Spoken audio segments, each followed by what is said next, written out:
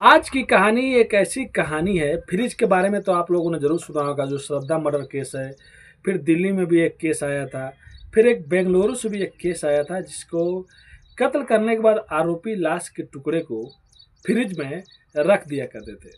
लेकिन शायद इन सब कहानियों से पहले इस कहानी पे नज़र डालेंगे, जो शायद पहली बार ये लोग खुद कहीं और से आइडिया नहीं लिए थे, खुद इनका आइडिया था। एक पत्नी होती है जो अपने पति और सास का कत्ल करती है, और कत्ल करने के बाद बहुत ही चालाकी से सबूत को मिटाने की कोशिश करती है, और खुद ही एक बार पुलिस स्टेशन में जाके एक कंप्लेन लिखवाती है। और कंप्लेन लिखवाने के बाद कहती है कि उसके सास और उसके पति गायब हो गए हैं। लेकिन जब दूसरी बार कंप्लेन लिखवाने जाती है, दूसरे आदमी को फंसाने जाती है, तब पुलिस के जाल में खुद फंस जाती है। तो चलिए पूरी घटना को इस कहानी के माध्यम से बताएंगे। उससे पहले आप लोग से रिक्वेस्ट करते हैं, अगर आप भी हमारे चैनल पर नए हैं तो चैनल को आज सब्सक्राइब, लाइक, शेयर, कमेंट करना मत भूलिए। तो नमस्ते, आदाब, सत श्री अकाल।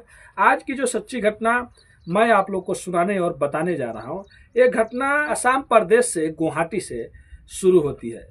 एक लड़का होता है जिसका नाम अमर ज्योति होता है, और उसकी माँ का नाम शंकरी देवी होता है। घर में बस यही दोनों लोग रहा करते थे। और जो शंकरी देवी रहती है, जो अमर ज्योति, बस इनका इकलौता बेटा होता है, और घर में कोई नहीं रहता है। इन लोग का 5 जगह घर होता है गुवाहाटी में, जो अच्छे खासे रेंट पे चला करता था, और उसी से रेंट आता था, जिससे खर्चा बर्चा चलता था और कुछ अच्छे खासे पैसे आया करता था। और जो अमर ज्योति लड़का रहता है, वो भी अच्छा काम किया करता था, अच्छा जॉब किया करता था। जो 4 घर रहता है, उस घर से रेंट आता था, और एक घर में खुद ये लोग रहा करते थे। एक बार ऐसा आता है कि शंकरी देवी अपने ही बेटे का एक लड़की से शादी करा देती है, अच्छे घर में शादी करा देती है, जिस लड़की का नाम वंदना कलीदा रहता है। वंदना अच्छे घर से रहती है, अच्छे परिवार से रहती है। उसके बाद ये लोग खुशी खुशी से रहते हैं।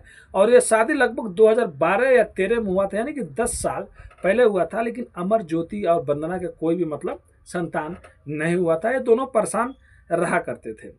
बात 2022 की है, 25 अगस्त की, जब वंदना पुलिस स्टेशन में जाती है, और जाने के बाद पुलिस स्टेशन में कहती है कि आज ये 2 दिन से मेरा पति और हमारी सास का कोई भी खबर नहीं है, और वो लोग कहाँ चले गए हैं मालूम नहीं है।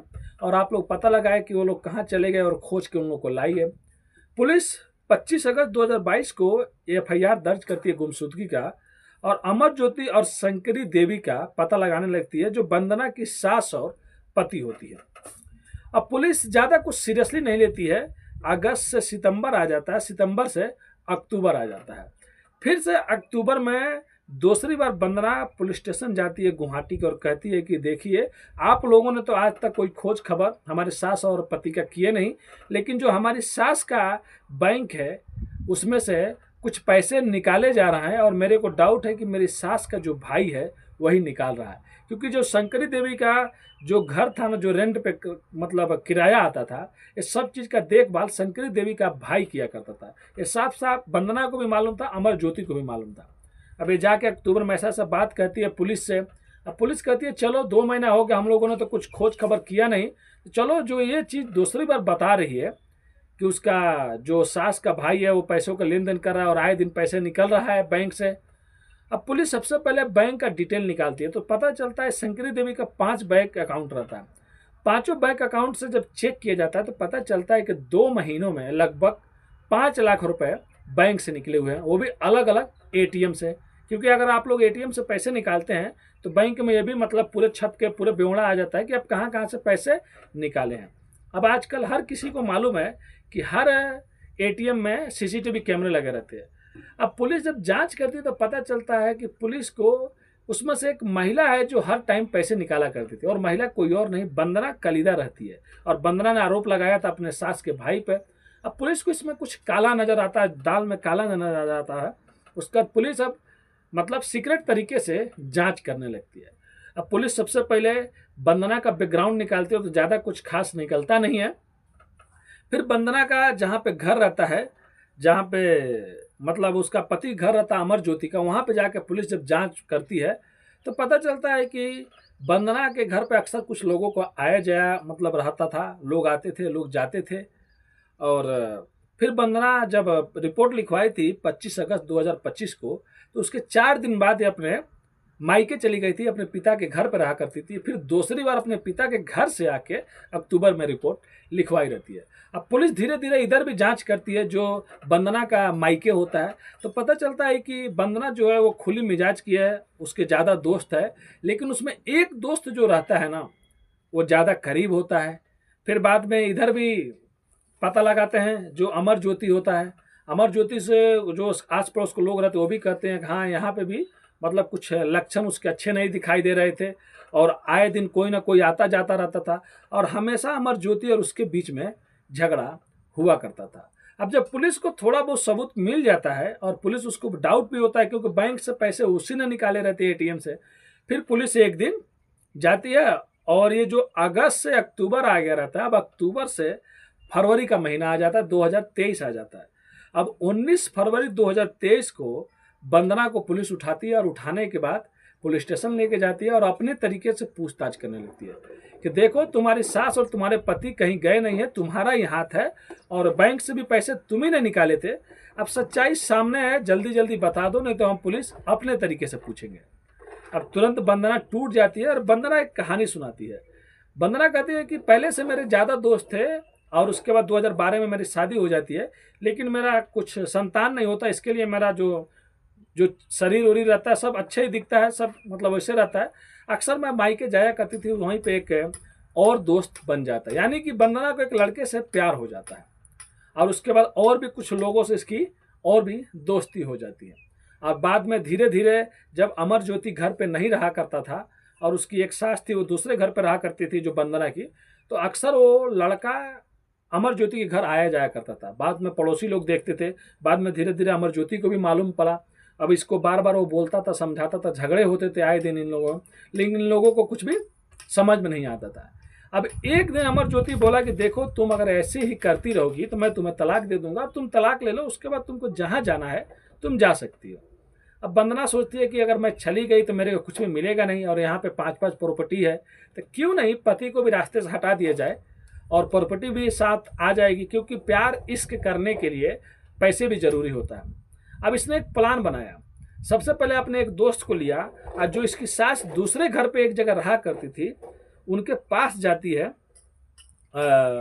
लगभग 17 अगस्त को 2022 17 अगस्त को जाती है, अपने सास के घर जाती है, मिलती है, जुलती है, बात करती है, फिर गला घोटकर अपने सास की शंकरा देवी की हत्या कर देती है। और जो इसके साथ में इसका दोस्त गया रहता है, फिर उस लाश के छोटे छोटे टुकड़े करके फ्रिज में रख देता है, और फ्रिज में रखने के बाद 17 अगस्त से फिर वो वापस अपने घर चली जाती है। और वहाँ पे आने के बाद 21 अगस्त को जो बेटा रहता है अपने माँ से दूर पर रहा करता था, 21 अगस्त को अपने पति को भी, जो अमर ज्योति रहता है, इसके खाने में कुछ मिला के खिला देती है, भी बेहोश हो जाता है। फिर अपने बॉयफ्रेंड को बुलाती है जो इससे इसका इश्क रहता है, और वो भी आता है, सेम उसी टाइम में ये सब काम होता है। फिर से गला घोटना, फिर लाश के टुकड़े करना, और फ्रिज में लोग रख देते हैं। यानी कि एक पत्नी जो 10 साल अपने पति के साथ में रही, वो 4 दिन में 2 मर्डर कर देती है, एक 17 तारीख को, एक 21 तारीख को, दोनों मर्डर करके लोग फ्रिज में रख देते हैं।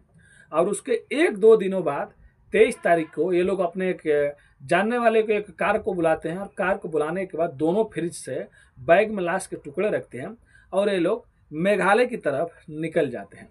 और मेघालय की तरफ निकल जाते हैं इसलिए कि मेघालय में ज़्यादा मतलब खाई है, पत्थर इलाका है, वहाँ पर किसी भी खाई में फेंक देंगे। और वहाँ पे जाने के बाद ये लोग कुछ लाश के टुकड़े चेरापूंजी के इलाके में फेंकते हैं, कुछ लाश के टुकड़े मेघालय के और भी मतलब इलाके में फेंक के चले जाते हैं।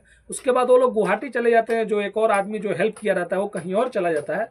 और ये जो रहती है, ये जो वंदना रहती है, अपने मायके चली जाती है।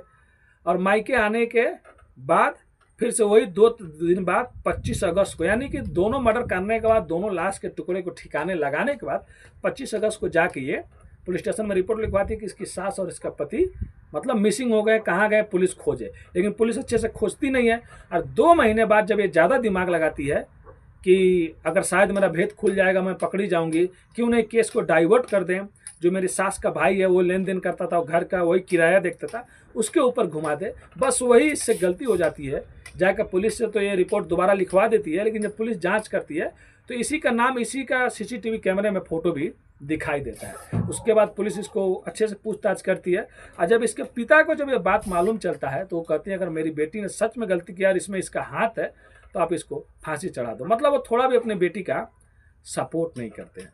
उसके बाद पुलिस अब लेके जाती है, चार्जशीट दाखिल है, भाई सब चीज़ सामने है। और फिर से मेघालय लेके जाया जाता है इस वंदना को, और पूछताछ होता है कि ये बताओ कि कहाँ पे लाश को फेंकी थी। तो जो सास रहती है शंकरी देवी, उनके कुछ लाश के टुकड़े मिल जाते हैं, लेकिन जो पति रहता है अमर ज्योति, उसके लाश से कुछ भी टुकड़े नहीं मिलते। तो पुलिस को बहुत मतलब प्रॉब्लम होती है, क्योंकि खाई इलाका है, और अगर लाश के टुकड़े मिलेंगे तो और पुख्ता सबूत और भी मतलब केस स्ट्रांग होगा। लेकिन 2023 में जो लाश के टुकड़े मिलते हैं उसी पर पुलिस केस बनाती है, और वंदना को शायद जिंदगी भर का सजा हो जाए, कारावास हो जाए, सोच सकते हैं। और उसके बाद उसके जो प्रेमी आशिक रहता है उसको भी पुलिस गिरफ्तार कर लेती है, जो साथ दिया रहता है उसको भी पुलिस गिरफ्तार कर लेती है। अब तीनों लोग शायद जिंदगी भर जेल में सड़ेंगे। और मैं भी यही कानून से अपील करता हूँ, जो भी कहानी सुनाता हूँ, कोई भी मुजरिम, कोई भी अगर आरोपी है, वो गलती करता है, गलती किया है, मर्डर, खून, चाहे जो भी चीज़ किया है, उसको कड़ी से कड़ी सज़ा मिले, कि आने वाले समाज को ये मैसेज मिले कि कोई भी गलत काम करके पुलिस से नहीं बच सकता है। तो ये थी कहानी उस टाइम की। और इसके होने के बाद उसके बाद दिल्ली से कहानी आया, फिर कहीं और से आया, फ्रिज में मतलब मार के लाश को रख देना। लेकिन ये पहला आइडिया था, ये किसी और से नहीं, खुद इन लोग का आइडिया था। तो ये थी कहानी एक पत्नी की, जो सोच सकते कितनी बेहरम निकली, 10 साल तक अपने पति के साथ में रही, और अच्छे खासे मतलब बिजनेस भी उनका था, पैसे आ रहे थे, कुछ करना नहीं था, लेकिन अपने अय्याशी के चक्कर में अपने पति और अपनी सास का बेरहमी से हत्या कर देती है। और इतना साजिश रचती है पुलिस और आदमियों को, लोगों को चकमा देने के लिए, लेकिन बाद में पकड़ी जाती है। तो ये कहानी सुनाने का उद्देश्य किसी का भी दिल दुखाना नहीं है दोस्तों, बस आप लोग को जागरूक और सचेत करना अपनी कहानियों के माध्यम से। आपका भाई बहुत ज़्यादा मेहनत करता है, बोलने में कुछ गलती हो जाए तो माफ़ कर दीजिएगा। अगर आप इस चैनल पर नए हैं या हमारा वीडियो थोड़ा भी देखते हैं तो आपसे रिक्वेस्ट है, चैनल को सब्सक्राइब कर दीजिए, लाइक कर दीजिए, एक प्यारा सा कमेंट कर दीजिए, जिससे मेरे को भी मोटिवेशन मिलेगा आगे आप लोग के लिए अच्छी अच्छी कहानी और वीडियो बनाने के लिए। तो मिलते हैं नेक्स्ट वीडियो में फिर से कुछ सच्ची कहानियों के साथ। अभी के लिए अलविदा लेते हैं आप लोगों से। धन्यवाद।